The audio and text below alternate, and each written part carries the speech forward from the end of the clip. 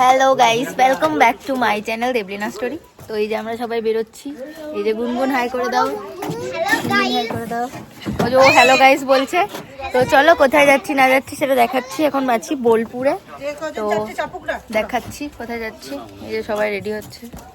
বাচ্চাগুলো আছে না, হবে না।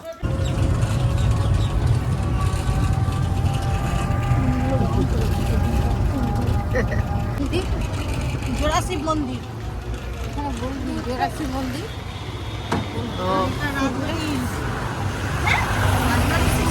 হ্যাঁ রাজবাড়ি শিব মন্দির।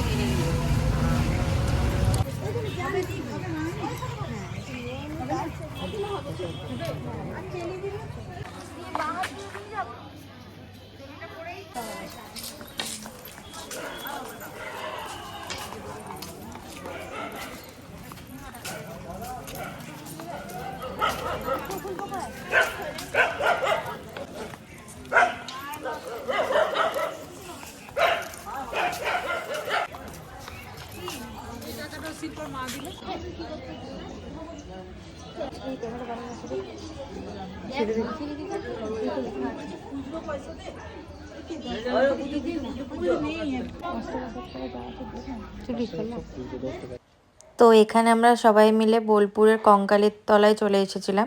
কঙ্কালেশ্বর কালীবাড়ি, এটা বোলপুরের খুব জাগ্রত কালীবাড়ি। আমার তো বোলপুরে মামাবাড়ি আছে, বাট স্টিল আমি একবারও মামাবাড়ি গেলে মামাবাড়ি থেকে কোথাও বেরোই না। কারণ মামাবাড়িতে আমার গেলে মামাবাড়িতেই এত ভালো লাগে যে আমি কোথাও বেরোই না, কোথাও ঘুরতেও যাই না। তো সেরকমভাবে কোথাও ঘুরতে কোনোদিনই যাই না। তো এখানে আমি প্ল্যানিং করেছিলাম যে আমি কঙ্কালীতলায় অবশ্যই যাবই যাব। তো চলে গেছিলাম, এখানে পুজো টুজো দেওয়া আমাদের সবার সব কিছু কমপ্লিট হয়ে গেছিলো। তো ওখানে সেরকমভাবে খুব একটা ভিডিও করতে দেয়নি যেখানে পুজো দিচ্ছিলাম। তো এখানে হচ্ছে একটা বাইরে একটা ঠাকুরের গাছ মতন আছে। এখানে সবাই মানসিক করে পাথর দিয়ে দড়ি বেঁধে আটকে যায়, আর যার যার মানসিক কমপ্লিট হয় সেটা এসে যে কোনো একটা মানে কেটে যায়, এটা হচ্ছে ওদের বিশ্বাস। তো এখানে আমিও সেমভাবে বেঁধে এসেছি। তো এটা দীপ ভিডিওটা করেছে তাই লম্বা করে হয়েছে। এরপর দীপের বাঁধাটা আমি এখানে দেখাচ্ছি, চলো দেখে নাও।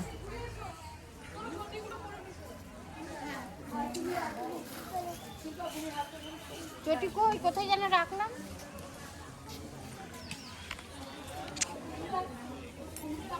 এই যে এখানে দীপ বাঁধছে, আমার বাঁধা হয়ে গেছে। ভগবান সবার মনস্কামনা পূর্ণ করো ভগবান।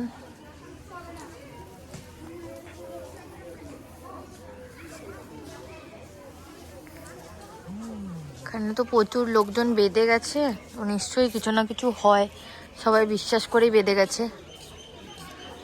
ভালো করে বাঁধবি, টাইট করে।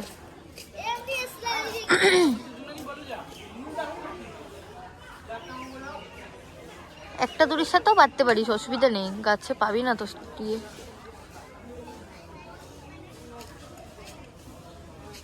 তিনবার গিট দিবি, হ্যাঁ বলে বলে।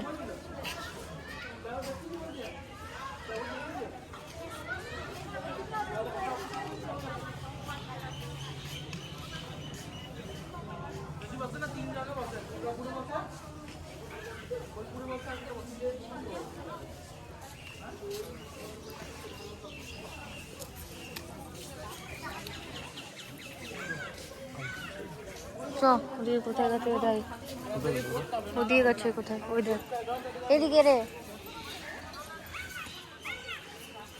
এই যে এখানে অনেক জিনিসপত্র বিক্রি হচ্ছে, দেখি কি বিক্রি হচ্ছে। আর এটা হচ্ছে একটা যজ্ঞকুণ্ডুর পুকুর টাইপের, এটাও খুবই জাগ্রত, তাই সবাই বলছিল এই জলটা মাথায় নিতে। আর এই জায়গাটায় গিয়েও খুবই ভালো লাগছিল। তো খুবই সুন্দর চারিদিকটা, পরিবেশটা খুবই সুন্দর, খুবই ভালো লাগছিল চারিদিকটা। আর এরপরে আমরা চলে গেছিলাম একটা মানে ওই পাশে শ্মশান টাইপের ছিল, মানে শ্মশান ছিল। আর এই যে এই জায়গাটা, এটা আমাদের দুর্গাপুরে যেরকম আরতি হয় সেরকম আরতি হয়। এই যে এইখানে দাঁড়িয়ে আরতিটা করা হয়, এই যে এই জায়গাটাতে। তো আমরা যেহেতু সন্ধ্যাবেলা পর্যন্ত থাকতে পারবো না, তাই আরতিটা দেখা হয়নি। এই যে এখানে আমাদের দুর্গাপুরের মতনই একটা কেদারনাথের আদলে মন্দির তৈরি করেছে। তো এটাই দেখতে চলে এসেছি এখন। এই যে সামনে গরুর আছে, আর এখানে কেদারনাথের মন্দিরটা আছে, এখানে যাচ্ছি পরে। তো এখানে একটা মন্দির আছে, এটা আগে দেখিনি প্রথমে। এই যে সবাই ঢুকছে, মা, দিদিভাই, জিজু। এটা রাধা কৃষ্ণ, আই গেস। হ্যাঁ, রাধা কৃষ্ণ। রাধা কৃষ্ণ না মা? হ্যাঁ, এই যে জগন্নাথ বলরাম সুভদ্রা। ও, জগন্নাথ বলরাম সুভদ্রাও আছে, খুব সুন্দর।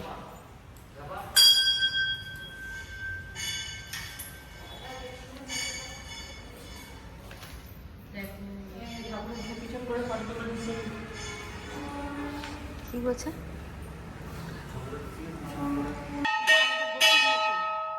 গোপীর মতো সাজানো আছে। হ্যাঁ, গোপীটা আরো সুন্দর।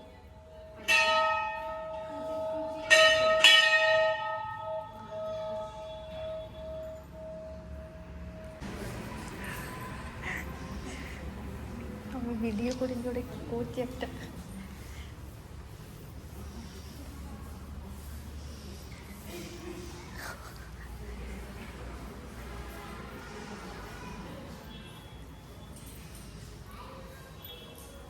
বাবা,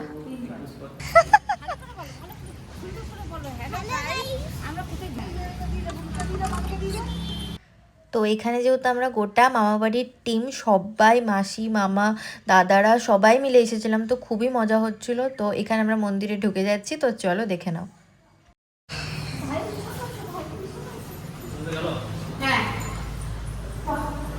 কি দারুণ না? কি দারুণ বানিয়েছে, বাহ।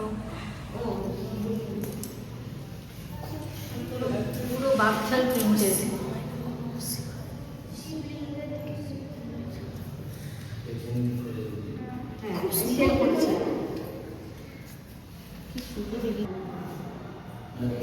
বড়া সিমেন্ট ইট দিয়ে তার উপরে সব মার্বেল লাগিয়েছে, পুরো মন্দিরটাতেই মার্বেল লাগিয়েছে। মন্দিরে যাবো না, যে নাম, যে সেলফি তুলে নাম।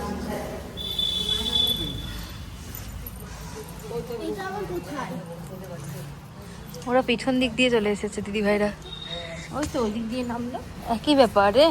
ওইটা গোপা অনুসার।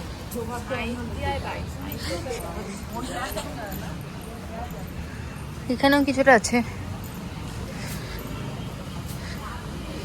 হনুমানজি।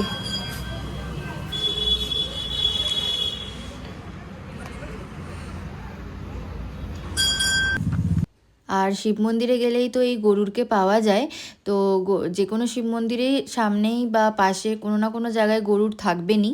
তো আমার মা বলে যে নিজের মনস্কামনা সবসময় গরুরের কানে বলতে, কারণ গরুর নাকি শিব বাবার কাছে গিয়ে সেই মনস্কামনা বলে, আর শিব বাবা নাকি সেই মনস্কামনা সবার পূর্ণ করে। তো আমি এটা খুবই মানি, আমার খুবই ভালো লাগে গরুরের কানে সব সময় গিয়ে বলতে। যে কোনো শিব বাবার মন্দিরেই আমি যদি গরুর দেখতে পাই, আমি তখন কোথাও একা পুজো দিতে গেলেও আমি এটা মেনটেন করি, খুবই ভালো লাগে। তো এখানে সবাই বলে নিচ্ছে, দিদিভাই, সিনজেনি, সবাই সবার যেটা মানসিক আছে বা মনস্কামনা আছে, যেটা চায় সবাই পূর্ণ হোক, তো বলে নিচ্ছিল। এরপরে আমিও চলে গেছি, আমিও বলে নিচ্ছি।